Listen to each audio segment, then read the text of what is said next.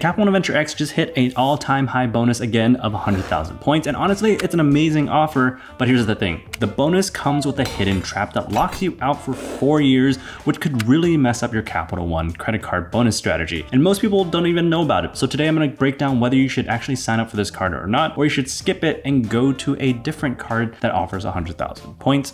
My name is Max, and I help people maximize their airline miles, hotel points, and credit card points. Remember the like and subscribe button down below, and let's get into it. If you're deep into miles and points, or if you're brand new to miles and points, this video matters because this 4-year lockout could actually really change how you earn your Capital One miles through their credit card bonus. So stick around because this is exactly what most people miss. I've had the Capital One Venture X since it launched back in 2022, I think, and it's still in my wallet right now. I use it quite often because it's really simple 2 times points on everything. And there's one specific thing I like about the card that is kind of changing in 2026, which is kind of concerning as well because it's a big devaluation. And I'll get to that in a second. But first, let's talk about why the bonus is actually pretty incredible. 100,000 points, that matches the highest bonus ever offered on the card. When the card launched, it was 100,000 points, and it's been like 3 or 4 years since we've seen the 100,000 point bonus again. So it's an all-time high. 100,000 point bonus always generates a bunch of buzz and excitement because it's 6 figures and it sounds cool, but it's not always that great. The annual fee is $395, which is honestly cheaper than what other premium cards are charging right now. A lot of other premium card charges like $795 or $895 now, and so they're getting really, really expensive. The thing with Capital One Venture X is that it also comes with $300 travel credit that you can use in Capital One Travel, which is pretty easy to use. Even if you don't value that travel credit at face value, it's still helping offset the annual fee quite a lot. And the thing is, you also earn unlimited 2 times points on everything, so it's a simple everyday earner card, and it's helpful when you go to places like Costco where you typically won't earn bonus points with other cards, and that's where I like to use my Capital One Venture X a lot to earn 2 times points on everything. So that's the reason why I keep the card in my wallet regularly. Okay, so the bonus sounds pretty great, right? But here's the catch. The minimum spend requirement is $10,000. And it is a lot for a personal credit card because a lot of the personal credit cards up until now have required $3,000 or $4,000 or maybe even $6,000 in minimum spend requirement to earn the bonus.